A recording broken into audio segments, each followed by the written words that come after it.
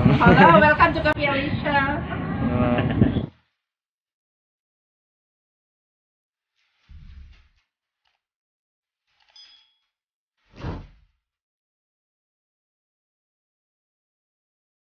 So what's up mga tol, mga kapag, welcome back sa ating panibagong video ulit. So update lang, andito pa rin tayo sa Santa Catalina, no, sa Negros Oriental. So ngayon, kasama yung tropa natin, pupunta tayo sa dinadayo din dito na tourist spot sa lugar. So medyo mabundok yung lugar namin yan, mga paligid natin, mga kagunoy. So shoutout sa mga kasama natin, no, mga tropang mga Likin Boys. So what's up mga kapakals, ayun, so napakaganda ng hapon ngayon, medyo maaraw ngayon, so wala pang walang ulan na paparating, so maganda yung travel natin ngayon mga kapakals. So ngayon pala pupunta tayo sa dinadayo din dito na tourist spot sa malapit sa lugar namin. Papunta po yun na Pamplona, tsaka saan tayo madadaanan nyo din to, yung Cafe Alicia na nasa Pamplona, sa Nueve Pamplona. So bibisitahin natin, titingnan natin kung magkano yung entrance doon at ano ang meron doon. So titingnan din natin ang view ng lugar.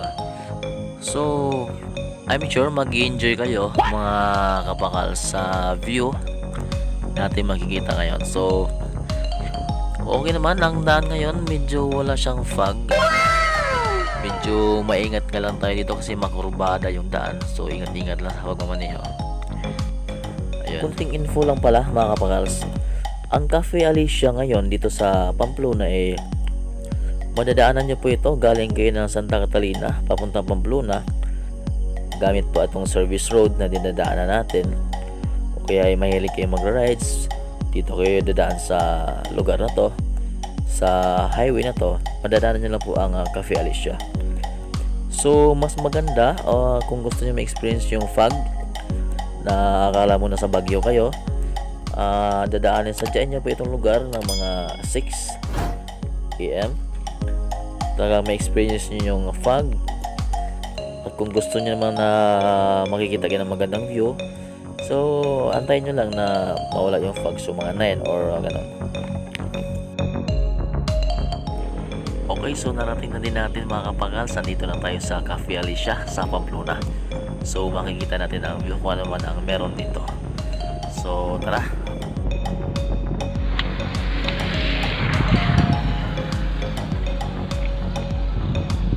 Anong tawag? Ano sa'yo tawag ka na? Canopy. Okay.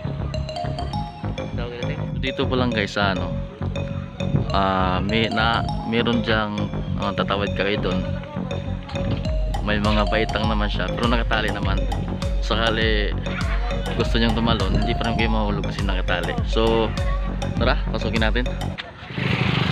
Hey.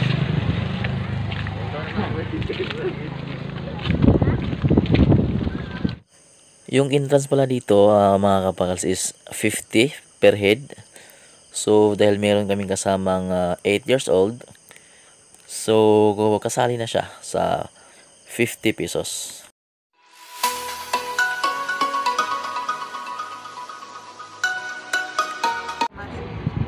Hi. Hello, welcome to Cafe Alicia.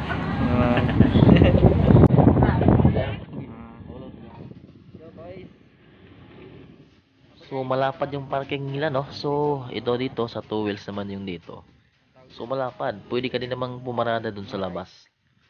Wala namang problema sa parking. So dito 2 wheels, tapos dun po sa unahan is yung 4 wheels. So malapad yung daan, no?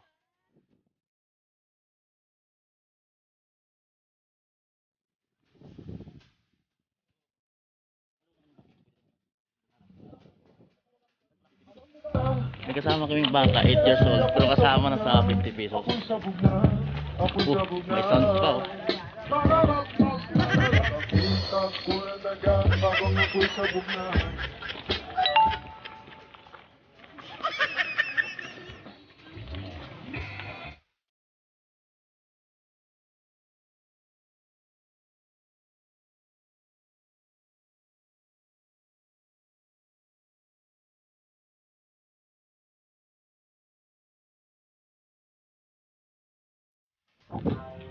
Parang nasa Japan ka na rin. Oh. Meron din silang zipline dyan. Saan niya punta? Yung makita natin Medyo mahaba man, no? Hanggang dyan. Kung malakas-lakas yung loob mo, pwede ka nakatuwad. Hanggang doon sa kasama. Doon. So malayo-layo, no? So zipline, meron silang zipline dito. Yan. So guys, punta tayo sa simbahan. Meron ding simbahan pala dito, no? So timing yung pagpunta natin guys, no? Sunset to yung ano. So maganda sa picture yung kasi. So yung mga tropa natin. Yo, shout out kay ano pa no? Ayun, rock and roll. So nakakaya sa inyo, no? Ito yung mga purumahan nila, oh. Yan, tapos tayo. Okay na. Ito na yung Ito yun, no? Ito yung siga sa ating kulong yan. Yan, siga yan. Ayan, no? So guys, syempre yung view. Pag andito tayo sa simbahan, yan ito po yung simbahan yan. So yan yung view na makikita. Ang ganda ng view pa. So mas maganda dito pag hapon kasi ang ganda ng view. Yan. Parking area. Okay. So ikutin natin. Maliit lang naman yung ano, church. Medyo maliit lang yung church. So ano, okay lang. So ito, ang ganda ng view. So may enjoy naman.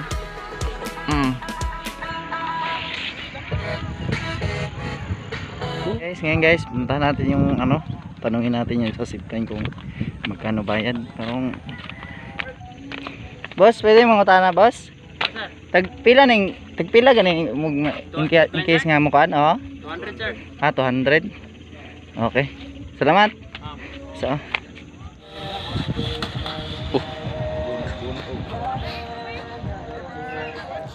So galing pala doon yung ano, galing doon kasi mas mataas doon.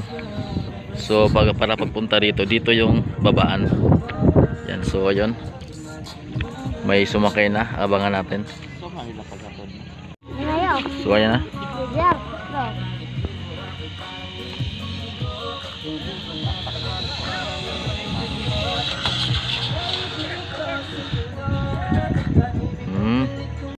So yun mga tol, so dahil nga ginabi kami at dahil gusto nga din namin gagabihin para makita namin yung view ng mga pailaw dito sa lugar. So ipapakita namin sa inyo ang view dito paggabi.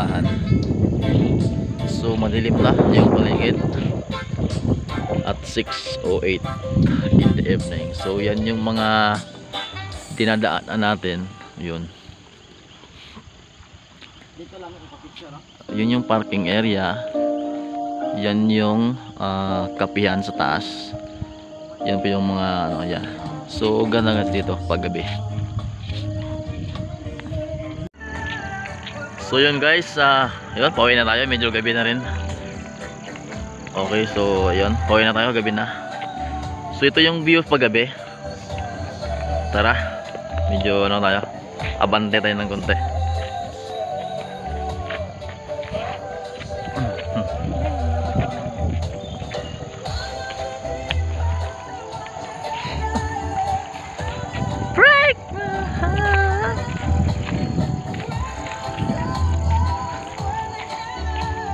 So sulit guys yung 50 pesos nyo dito, no? So pag gusto nyo travel via ano, o Bayawan or Santa Catalina to Dumaguete, daan lang kayo dito sa ano, sa service road Santa Catalina to Pamplona. Madadaanan nyo to guys.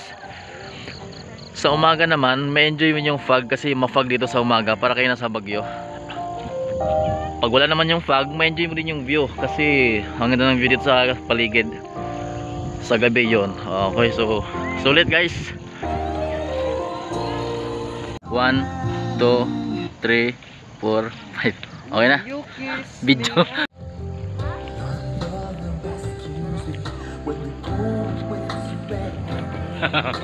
Yun na, boom. Ito yung sa bandang likod ng bahagi ng ano, nung cafe na pinasukan natin kanina.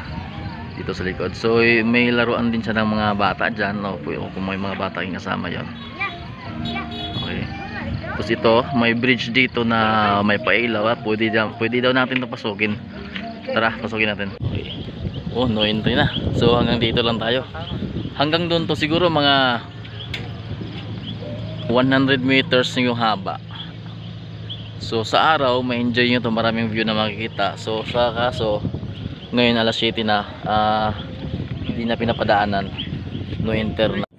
Dagdag kaalaman lang mga bakals, ang Cafe Alicia pala ay magbubukas 7 AM to 7 PM onwards, depende po sa dami ng customers sa loob.